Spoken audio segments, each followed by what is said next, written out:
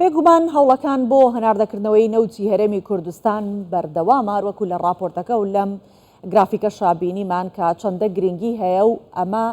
یاخود ئەم سەردانەی جێفری پایەت درێژکراوەی هەمان سەردانی سەرۆکوەزیرانی عێراق و سەرۆکوەزیرانی هەرێمی کوردستانە بۆ ئەمریکا و گرنگی سەردانەکەی جێفری پایەتیش کە یاریدەدەری وەزیری دەرەوەی ئەمریکا بۆ کاروباری وزە کە بۆ هەولێر و بەغدادێت گرنگیەکی تایبەتی هەیە کە گفتوگۆ لەسەر گرنگی هاتنی پایەت دەکەین بۆ هەولێر و هەروەها چوونیشی بۆ بەغدا لەگەڵ میوانمان محەممەد ئەمین هەورامی کە پسپۆڕی وزێ و لەگەڵمانە لێرە وەڵامدەری پرسیارەکانمانە بێت بەخێر هاتی بەڕێز محەممەد. سپاس بۆ جەنابەت.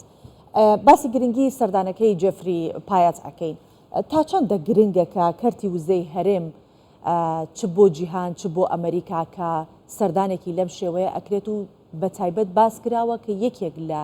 گرنگترینی ئەو بابەتانی کە گفتوگۆی لەسەر ئەکرێت هەناردەکردنەوەی نەوتی هەرێمی کوردستانە لە ڕێگەی تورکیاوە بۆ بەندەرەکانی جیهان. بۆچی ئەوەندە نەوتی هەرێمی کوردستان گرنگە کە سەردانێکی لەم شێوەی بۆ بکرێت؟ بەڵێ سپاس سەڤان خان بۆ میوانداریتان. دیارە سەرەتا بێ ئەوە بزانین کە بۆ بینەرانی تەلەڤیزیۆنەکەشتان کە وزە بەگشتی و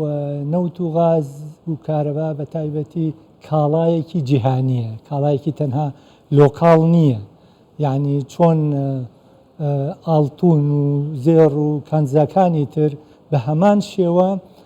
بۆرسەیان هەیە و بە حەدەسە جیهانیەکان گۆڕانکاری بەسەر نرخ و دۆخەکانیان دێ و هەرێمی کوردستانیش لە ساڵانی ڕابردووە تا ئەمڕۆژ هەنگاوی زۆر باشی ناوە لەو ڕوەوە تازەترین بەڵگەش بۆ ئەو هەنگاوانە لە چەند ڕۆژی ڕابردوو کە کۆمپانیا جیهانیەکان لەسەر کێڵگەکانی نەوت و غازی عێراق کە کێبڕکەیەکە بوو کۆمپانیایەک لە هەرێمی کوردستانەوە توانی 3 کێڵگە بباتەوە کە یەکیان کێڵگەی غازە، 2 کێڵگەی تریشیان هی غاز و نەوتە لە پارێزگە جیاجیاکانی عێراق کە لە مووسڵ و ئەنبار و هەروەها لە میسان لە عەمارە. دیارە ئەم سەردانەی یاریدەدەری وەزیری دەرەوەی ئەمریکاش بەڕێز جێفری پایەت بۆ عێراق و بۆ هەرێمی کوردستان گرنگیدانە بەو وەعدانەی کە بەڕێز سوودانی لە کاتی زیارەتەکەی بۆ واشنگتن دابێتی و هەروەها ئەو دوێنێ وەزیری کارەبایشی بینی سەرەڕای وەزیری نەوت و دۆخی وزەیان بینی عێراق و واشنگتن تاوتوێ کرد. لەوانە ئەو یاداشتنامانەی کە ئیمزا کراون لەوێ دیارە ئەمریکا زۆر جددیە بە دوواداچوونە کابزانێ ئەو وەعدانەی کە لەوێ دراوە و لەوانەش بەگشتی چارەسەری کێشەکانە لەگەڵ هەرێمی کوردستان بە کۆیان و گرنگترینیان هەناردەکردنەوەی نەوتی هەرێمی کوردستانە کە عێراق ئیتر بە بیانووی جۆرا و جۆر ئەوە بۆ 4 مانگ ئەچێ. پێت وایە کوردستان هیچ بیانوویەکی بۆ هەناردەکردنەوەی نەوتی هەرێمی کوردستان لە ڕێگەی بەندەری جەیهانەوە هێشت بێتەوە لە بەردەمی عێراق و ئەم سەردانەی جێفری تا چەند ئەتوانێت ئەو بیانوانە ئەگەر عێراق بیانوویەکیشی هەبێتتر بیان و بڕیان کات؟ ئەوان طبعاً لەو فترە زۆر گەڕی کۆبوونەوە چ لە هەولێر چ لە بەغدا کراوە و زۆربەی کێشەکان یەکەڵایی کراوەتەوە. ئەوەی کە ماوە تەنها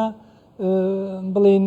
گرێبەستەکانە، گوایە ئەوان هەندێک تێبینیان هەیە لەسەر گرێبەستەکان و تێبینیەکانیش لە ڕووی بڵێن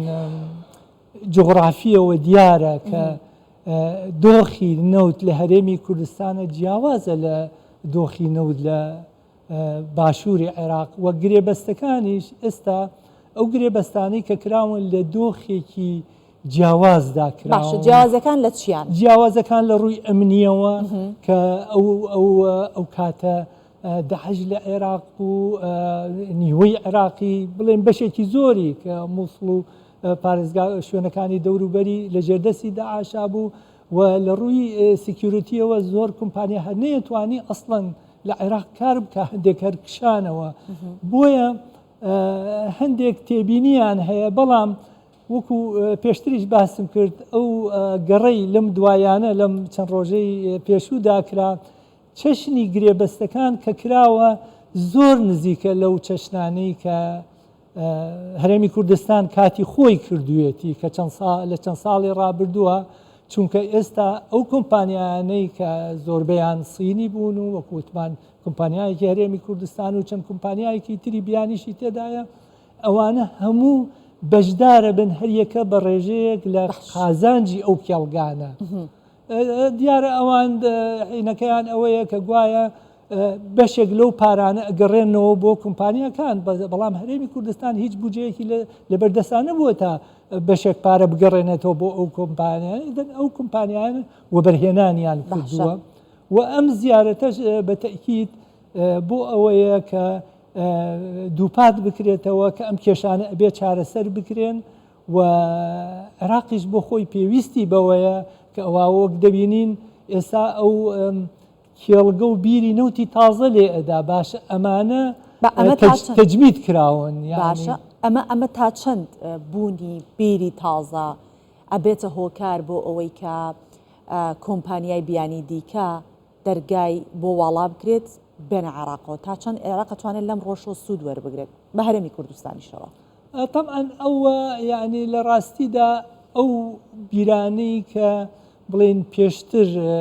لەو شوێنانە بیر لێ دراوە تقریبان زۆربەیان ئیحالە کرا و بڵێن برانەوە لە ناو ئەو کۆمپانیانەی کە منافەسەیانە کرد بەڵام هێشتا هەندێک شوێن هەیە کەس تەقدیمی نەکرد بۆیان لەبەر ئەوەی دیارە لەبەر هەندێک ئەسباب یەکێک لەوانە ئەمنیە ئەسبابی تریش گەرنتی نییە کە ئەو بیرانە نەجاحەت بێنن بۆیە ئەو شوێنانەی کە هەرێمی کوردستان بیری لێداوە و نەوتی پێهەناردە کردووە ینی مسۆگەرن گەرنتی هەیە کە نەوت هەیە لەوێ و بیرەکانیش ئامادەن و بۆری ئامادەیە هەموو شتێک ئامادەیە تەنها وەکو ئەڵێ بریارێکی ئەوێ لە عێراقەوە کە ڕەزامەند بن بەوە و نەوت بە شێوەیەکی ئاسایی هەناردە ئەکرێت و هەرێمی کوردستانیش وەکو جاران ئەڕواتەوە ناو بڵین ئەتڵسی جیهانی وزە باشە بەڕێز محەممەد وەزارەتی دەرەوەی ئەمریکا ئاماژە بۆ ئەدا ئەڵێ گازی سروشتی کوردستان گرنگە بۆ سربەخۆیی وزەی عێراق مەبەستی چییە لەمە؟ دیارە گاز لە ڕاستیدا خۆی زۆربەی بیرەنەوتەکان چ ئەوانەی هەرێمی کوردستان چ ئەوانەی عێراق بڵین نەوت و گاز بەیەکەوەن بەڵام ئەوەی کە ڕۆشتووە ئاسانترینە ئەوە بەکارهاتووە لە عێراق کە تەنها نەوتەکە نێرراوە بەڵام ئێستا بەهۆی پێشکەوتنی تەکنۆلۆژیا و باشتربوونی دۆخی ئابووری دیارە دەرهێنانی غاز مەصرفی زیاترە معالەجەکردنی تۆزێک زەحمەترە بەڵام هەرێمی کوردستان لە کۆرمۆر سەرکەوتنی بەدەستهێنا وەکو خۆشیان بینیان بەڵام لە عێراق ئەو بوارە نەدراوە سا دەستی دەرەکی تیا بووە قۆڕاقکاری تایە ئێستا بەنیازن گوایە ئەوانیش هاوشێوەی کۆرمۆر لە شوێنەکانی تر دەست پێ بکەن بۆ ئەوەی کە یەکەم ئەو 5-6 میلیارد دۆلارەی کە ساڵانە غازی پێ ئەکڕن و کارەبای پێ ئەکڕن بتوانن بەشێک لە پێویستەکانی ناوخۆ دابین بکەن و دوای ئەوەش دەکرێت دیسان هەناردەی غازیش بکرێ بۆ دەرەوە زۆر شاکە بەڕێز محەممەد زستانێکی سارد بەڕێکرا لە ئەوروپا ئێستا ئەمریکا ئەوێت نەوتی کوردستان هەناردە بکرێتەوە بۆ ئەوەی کە ببێتە جێگرەوەی نەوتی رووسیاوە لە ئەوروپا پشتی پێ بەسرێت ئەکرێ نەوتی هەرێمی کوردستان ببێتە جێگرەوەی ئەو نەوتێکە هی رووسایە و لە رووسیاوە بۆ ئەوروپا هەنارداکرا لە ڕاستیدا نەوتی کوردستان هەتا ئێستش لەبەر ئەوەی ڕێگری دەکرێت لە پەرەپێدانی زیاتری کێڵگەکان و بیرەکان سنوورێکی دیاری کراوە بەڵام دوو گرنگی زۆری هەیە یەکەمیان ئەوەیە کە نزیکە لە ئەوروپاوە لە مینای مرسینەوە زۆر نزیکترە بۆ ئەوروپا وەک لەوەی لە کەنداوی عەرەبیەوە نەوتەکە بگاتە ئەوروپا ئەمە لەلایەک و لەلایەکی تریش ئەوەیە کە ئەمە شتێکی حازرە ئێمە ئێستا ئەو گرێبەستانەی کە کراون یعنی کاتێکی زۆری ئەوێ هەتا بە ئامانج ئەگەن چونکە تۆ عادەتەن لە کێڵگەیەکی نەوت کە ئیشەکەی لەوانەیە چەند بیرێک لێ ئەدەی هەندێکیان دەرناچن هەندێکیان دەرەچن و فترەیەکی بەلایەنی کەمەوە ساڵانێکی ئەوێ تا ئەوە بگاتە بەرهەم بینەمە ئەمەی هەرێمی کوردستان حازرە و پێشتر چەند ساڵێک نێراوە ئیدەن ئەمە ئەبێ دەست پێ بکاتەوە بۆ ئەوەی پێویستیەکانی دەرەوەی بازارەکان چووکە ئۆپێک لە ڕاستیدا وڵاتانی ئۆپێک دائیمەن لەوەدان کە سنوورداری بکەن لەوەی کە پارێزگاری لە نرخەکان بکەن وەکو دەبینین نرخەکان گۆڕانکاریان بەسەرادێ بەڵام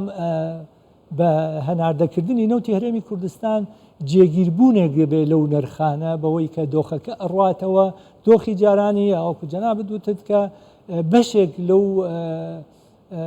نەوت و غازەی کە رووسیا دەینارد بۆ ئەوروپا تعبیز دەکاتەوە. باشە وەکو دواپرسار ئەگەر بشکرێت بە خێرایی وەڵامم بدەیتەوە ئەم سەردانەی یاریدەدەری وەزیری جەرەوەی ئەمریکا بۆ گفتوگۆکردن لەسەر هەناردەکردنەوەی نەوتی هەرێمی کوردستان پێتان وایە دواگەڕی گفتوگۆکان بێت ئیتر پێویستنەکە شاندی دیکە لە هەرێمی کوردستانەوە بڕات یاخود لە کەسایەتێکی لە بەرز و باڵا لەناو ئەم بابەتە قسە بکات کۆتاییەکانێتی و تەواوی تر پێتان وایە وەکو شارەزایەک دەست پێکاتەوە؟ نەخێر دیار ئەم بابەتە کە بەڕێز سرۆکوەزیرانی هەرێمی کوردستان زیارەتی واشنگتۆنی کرد پێش زیارەتەکەی سوودانی ئەم بابەتە باس کراوە و ئەمریکا دیارە هەوڵ ئەدا فشارەکە لە عێراق بۆ ئەوەی ئەم هەناردەیە دەست پێ بکاتەوە. دیارە یەکێک لە ئامانجەکانی ئەم سەردانەش لە ڕاستیدا گرنگیدانە بە وزەی خاوێن. طبعا لە کۆبوونەوەکەی دوێنێ لەگەڵ وەزیری کارەبای عێراق تەکیدیان لەوە کردووە کە لەو یادداشتەی کە ئیمزا کراوە لە واشنگتۆن بەڕێز سوودانی ئیمزای کردووە کە 3000 مێگاوات وزەی خاوێن کە شەریکەکانی ئەمریکا بە تایبەتی شەریکەی جەنەرال ئێلکتریک GE ناسراوە کە مەقەڕی لە ڕۆژهەڵاتی ناوەڕاست و لە ئەوروپا هەیە کە برەو بدا بۆ وزەی خاوێن و هەروەها ئەوەش لە هەرێمی کوردستان پلانیش هەیە چونکە ئێمە دەبێت ئەوە بزانین کە وقودی کاربۆنی بە نەتیجە کۆتایی دێ و ئەبێ ڕوو بکەینە وزەی خاوێن وەکو بەدیلێکی بڵێن بدوا ڕۆژ بۆ غاز و نەوت. بەڵێ سپاس دەکەین محەممەد ئەمین هەورامی پسپۆڕی وزە لەگەڵمان بوویت سپاس بۆ ئامادەبوونتان لەگەڵمان. سپاس بۆ باش.